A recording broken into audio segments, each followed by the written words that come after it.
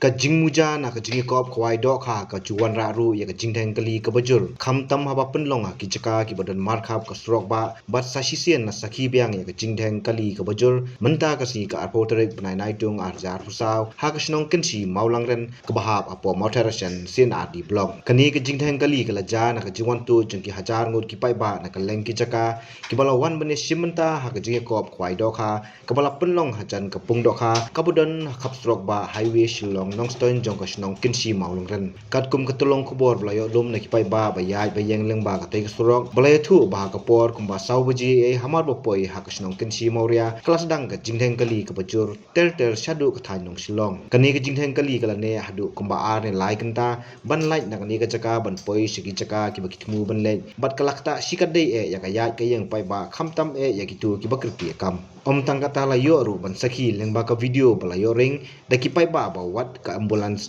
ka bakit nong pang kala sim jing e ban yai leng ba ka tai ka surok ka bala dap da ki kali ki ba Sahkut ha ka ni ka chaka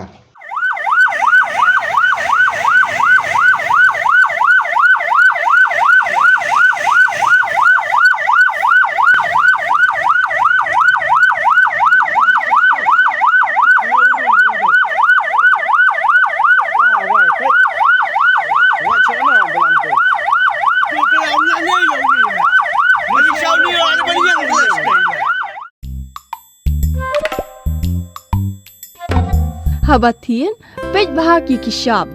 plus F. Ka plus F? Hakabam bangi bam dunaki eki batay kamet. Namar kata habathiru atau khaw kamlu ka umpnyang kadut pej ya ka sharp plus F haka jingsom. Yaki nutrient kumki vitamin bat ka iron la icon diat bat ka bathau bha kam kta ai ka dur jingki mar bam ka jing mat lani ka rukom shed yaki. Balehi banai kita. Kadon ka we ka jing mentoy ba kongsan. Ka kot ka khia. Ka nutrition bakam bha ka jing im bakam bha pendon kam daki mar ba modon ka sharp plus F menta kasni Lawan ra shapi lingba ko office jong commissionerate of food safety Meghalaya